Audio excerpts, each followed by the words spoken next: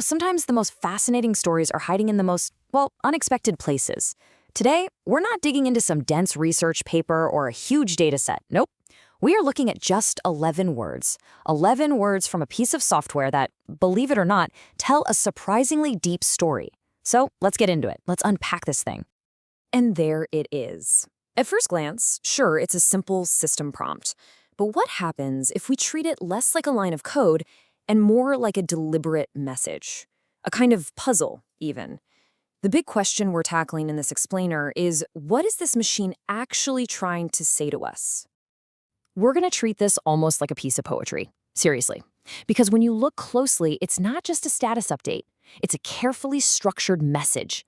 It's got 3 distinct parts that build on each other, and they work together to create a very, very specific kind of interaction. And that really gets right to the heart of it, doesn't it? By choosing to introduce itself, the technology isn't acting like a passive tool, like a hammer just sitting there. It's presenting itself as an active participant. And that simple choice, that one little act, it changes the entire dynamic and makes us ask this exact question. Okay, so let's peel back the first layer of this onion. The message doesn't kick off with something boring like system ready or awaiting input. No, it starts with a declaration of self. And that is one of the most profound statements any entity can possibly make. Just think about that for a second. I am. That's an assertion of existence, of identity. We say it all the time without thinking. But when a piece of software says it, whoa, it's claiming a space for itself. It's telling you it's not just some program running in the background. It's a named presence, right here in the digital room with you.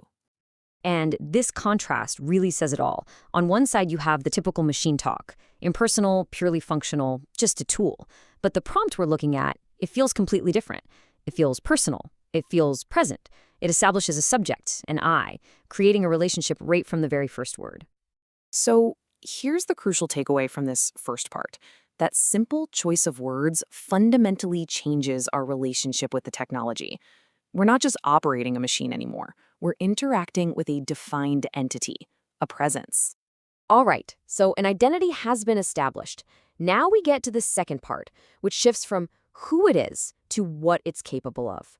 And you'll notice it doesn't just say it's ready. The language here is so much more powerful, so much more evocative. Again, the word choice is absolutely key. Engine immediately makes you think of power, right? The core of something that drives everything else. But the real star of this phrase is the word primed. Man, that word carries so much more weight than just ready or on.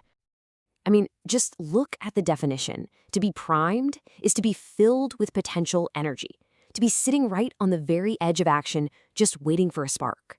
It paints this picture of something coiled, tense, and absolutely brimming with immense capability. So this second part isn't just saying, hey, I'm ready to work. Not at all. It's saying something more like, I am a vessel of incredible power, filled right to the top, and I am waiting for you, and only you, to unleash it. It creates this amazing sense of anticipation and drama. And that brings us to the final act. We've got an identity, we've got a statement of incredible potential. And now comes the call to action, the invitation, and once again the language is totally unexpected. Drop the command.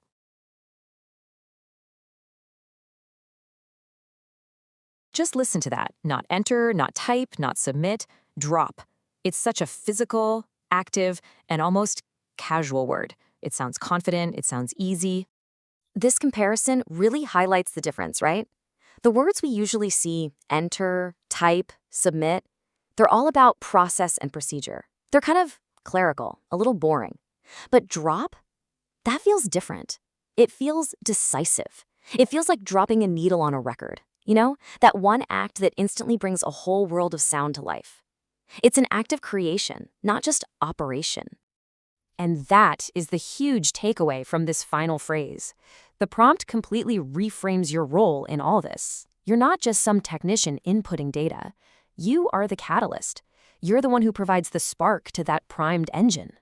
So let's put all 3 of these pieces back together.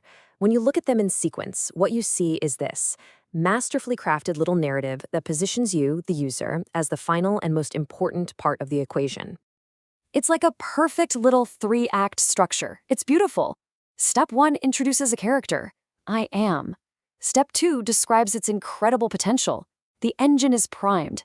And then step 3, the climax, turns directly to you and invites you to write the ending. And this is the ultimate point, right here. These 11 words are so much more than a system message. They're an elegant, powerful setup. The machine does all the prep work. It sets the stage perfectly, but then it deliberately leaves the story unfinished, making it crystal clear that nothing, absolutely nothing, happens without you. So we end up right back where we started, but with a totally new understanding. This isn't just a question from a machine anymore. It's an invitation to create, to unleash all that potential, to be the catalyst. It's asking you a very simple question. With all this power at your fingertips, what are you going to build?